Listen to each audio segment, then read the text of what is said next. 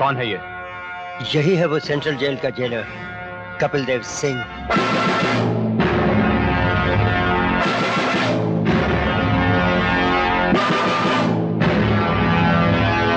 कहाँ है कृपाल सिंह? हम यहाँ हैं।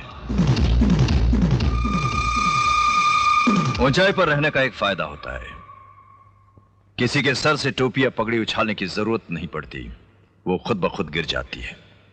लेकिन एक नुकसान भी है, ऊंचाई पर रहने वालों को हर वक्त सर झुकाकर बात करनी पड़ती है और नीचे वाले हमेशा सर उठाकर बात करते हैं। तुम्हारे बारे में हमने जैसा सुना था वैसा ही पाया। अब तो हमें तुमसे मिलना ही पड़ेगा।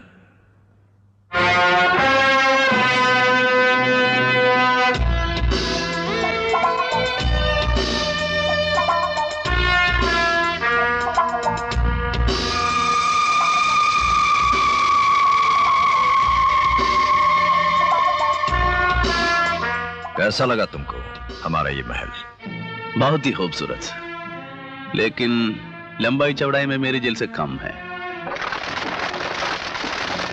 दूसरी बात यह है कि यहां कबूतर उड़ते हैं, जबकि मेरी जेल में मेरी मर्जी के बिना एक परिंदा भी पर नहीं मार सकता। लगता है डॉक्टर शर्मा के जहर को जहां पहुंचना चाहिए था वहां ना पहुंचकर तुम्हारे अंदर आ गया है। शायद इसीलिए जेलर साहब सिग्नल की तरह लाल पीले हो रहे हैं। इन्हें शायद ये नहीं मालूम कि सिग्नल तोड़ना हमारी पुरानी आदत है।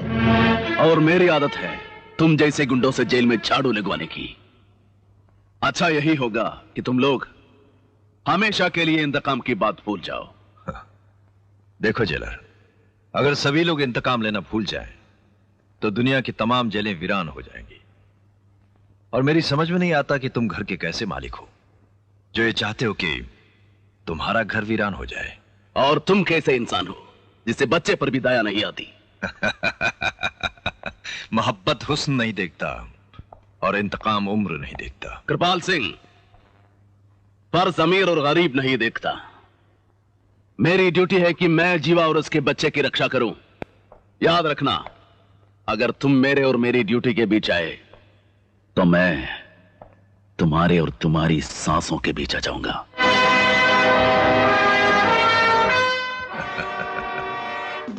बदन पे खाकी वर्दी और कंधे पर चंद सितारे लग जाने के बाद अच्छा खासा आदमी दिन में ख्वाब देखने लगता है। मगर उससे नहीं मालूम कि ऊंचाई से पानी की धार भी गिरे तो पत्थर में सुराख हो जाता है।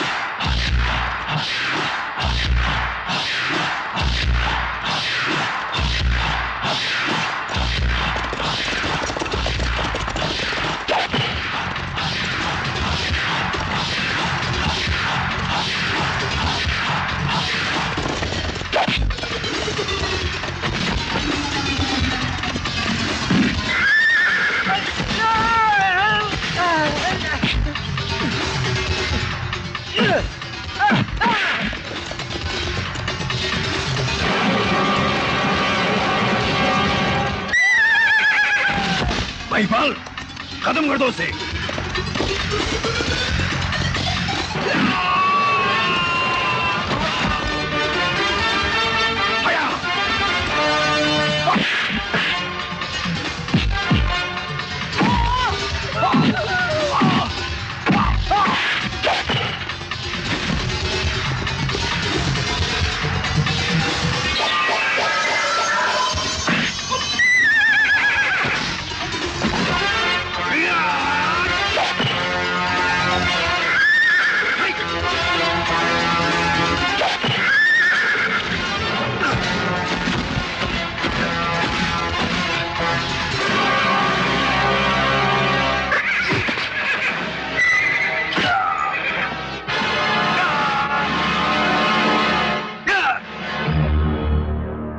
सेंट्रल जेल के जेलर कपिल देव सिंह पर कातिलाना हमला करने के जुर्म में यह अदालत कृपाल सिंह को दफा 307 के तहत 7 साल कैद बामुशक्कत की सजा का हुक्म देती है।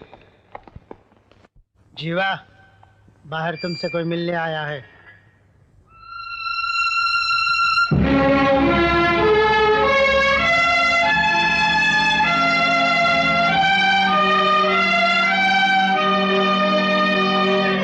मैं ठाकुर यशपाल सिंह की विधवा हूँ। पाए लागो बड़ी मालकिन। जीती रहो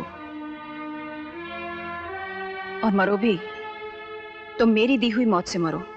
मैं तो उसी दिन मर गई थी बड़ी मालकिन, जिस दिन मेरा सुहाग मिट गया था। नागिन काटने के बाद फन झुका लेती है, फिर भी उसे छोड़ा नहीं जाता। कृपाल सिंह के बारे में सुनकर तुम बहुत खुश होगी।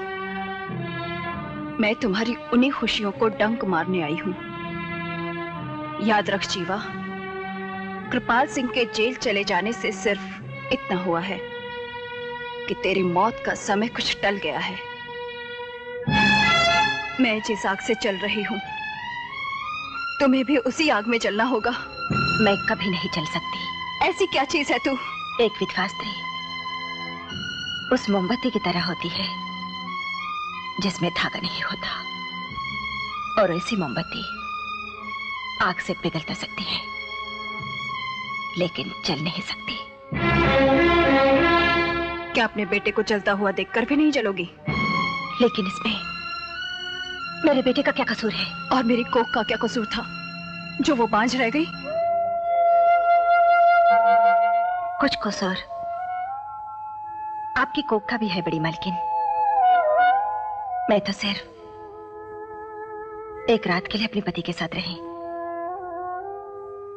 लेकिन आप तो 5-6 साल अपने पति के साथ रही। फिर भी आप जिया! मेरी आपसे एक विनती है बड़ी मालकिन, जिंदगी में कभी एक मां से टकराने की कोशिश मत कीजिए, वरना वो आप पर भारी पड़ जाएगी और आप हार जाएंगी। जीवा, तेजेश्वरी ने आज तक हारना नहीं सीखा। तुम जानती नहीं, मेरी हैसियत, मेरी औकात, मेरी शक्ति के सामने तुम जैसी मामूली माओ की कोई हस्ती नहीं। और आप ये नहीं जानती, रेगिस्तान चाहे कितना ही बड़ा हो, उससे ज्यादा वजन उस मुट्ठी भर मिट्टी का होता है जिसने किसी पौधे को जन्म दिया हो। जीवा, अगर तूने बच्चे को जन्म दिया है तो मैं मौत को जन्म दूंगी। सुन ले, तेरे बच्चे की मौत तुझसे पहले होगी, तुझसे पहले। ऐसा कभी नहीं हो सकता। फानूस बनकर जिसकी हिफाजत हवा करे, वो शमा क्या बुझेगी जिसे रोशन खुदा करे। शेर और हकीकत दोनों में बहुत फर्क होता है जेलर। ये हकीकत भी है, हवाएं चिरागों को बुझा देती हैं और कभी चिरागों को जलाने में मदद भी करती हैं। ये नजारा देखेंगे आप तो मेरे जेल के अंदर आइए और देखिए, वो सारी कैदी औरतें जो दूसरों की जिंदगी बुझा कर आई हैं, वो किस तरह मुन्ना की जिंदगी को अपने प्यार से सींच रही है। हटना। अरे हटो हटो, मुझे मुन्ना के लिए खाना निकालने दो। अरे रे, निकाल लेना। मरी क्यों जा रही है? अरे उधर देखो, उधर। अरे वाह, ये तो बिल्कुल कृष्ण भगवान की तरह जैसे सुदर्शन चक्र घुमा रहा है। आंटी मेरा लॉकेट निकाल दीजिए ना आंटी।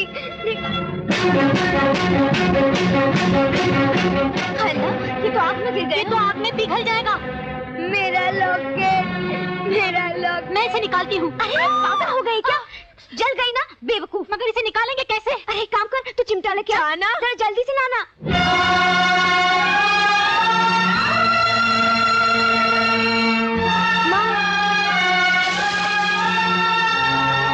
जब बिल्कुल ठंडा हो जाए उसके बाद पहन लेना। मुन्ना ने तेरे माँ कह दिया, पता नहीं ये इसे बेटा कब कहेगी। काम का अपना हाथ जलाने की क्या जरूरत थी? ये तो अच्छा ही हुआ, जो नाम दिल में रखा था वो हाथ में भी आ गया।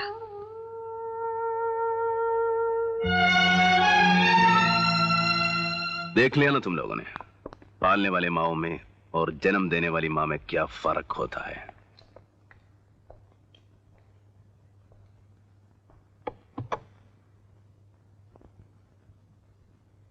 दुनिया में सब कुछ मिल जाए, सब कुछ, लेकिन मां नहीं मिले तो समझो कुछ नहीं मिला।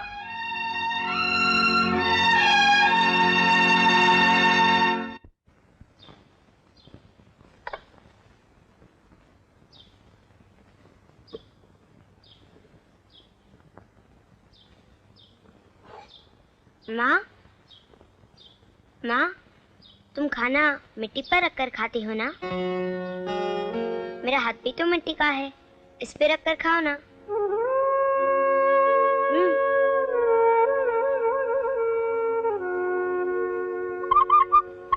Ice cream, ice cream. तुमने तो 2 आइसक्रीम लाने को कहा था, मैं तो पूरा बक्सा ले आया हूँ। और नमूना ये देख। आइसक्रीम। उधर ही ठहर, उधर ही ठहर। पहले तुम ये बताओ कि तुम इसे खाओगी कैसे? अपने हाथ में लेकर यूं? अरे यूं नहीं, यूं मेरे हाथ पर आइसक्रीम रखकर तुम्हें खाना पड़ेगा। मंजूर?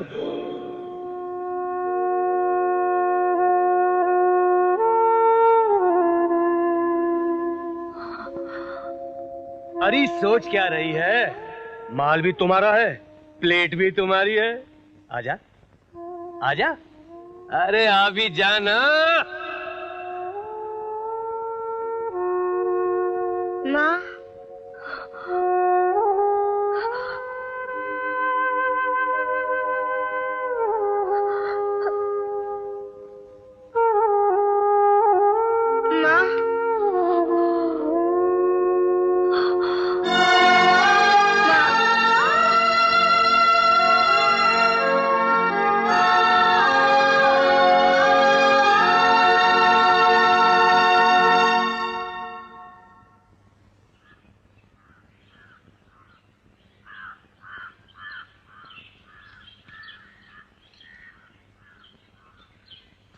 चल मुन्ना, खेलने चलते हैं। नहीं, अब तो मैं सिर्फ माँ के साथ ही खेलूंगा।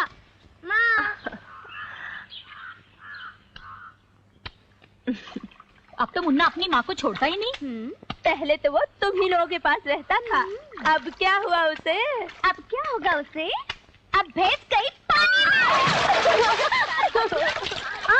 मुझे मत लगा रंग। नहीं नहीं नहीं, छोड़ दे। नहीं लगवाएगी। लगाओ लगाओ। जाना, जाकर तू भी होली खेलना। नहीं, मैं तो सिर्फ जेलर साहब के साथ ही होली खेलूंगी। अरे जा, वो नहीं होली खेलने वाले। आज तक उनको जेल में किसी ने होली खेलते नहीं देखा। ऐसा? अंकल। बेटा क्या बात है? अंकल, आपने कहा था ना माँ से कहने के लिए मेरा हाथ भी मिट्टी का है। आपने कहा था ना? हाँ। आपने जो कहा वो मैंने कह दिया। अब मैं जो कहूँगा वो आपको मानना ही पड़ेगा। सब मानूंगा, मगर होली नहीं खेलूंगा। ठीक है, रंग ले लीजिए। ये लाल, ये पीला और ये हरा। ऐसे नहीं बेटे, ऐसे।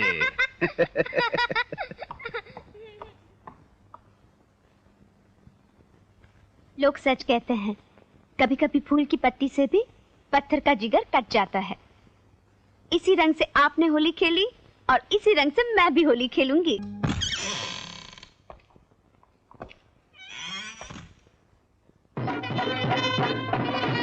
भाई लागू भाई साहब।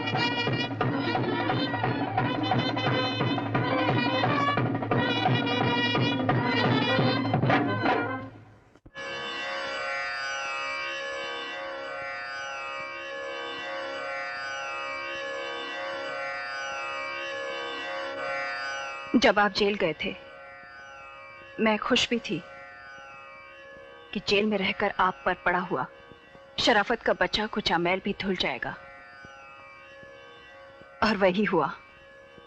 मैं बहुत खुश हूं।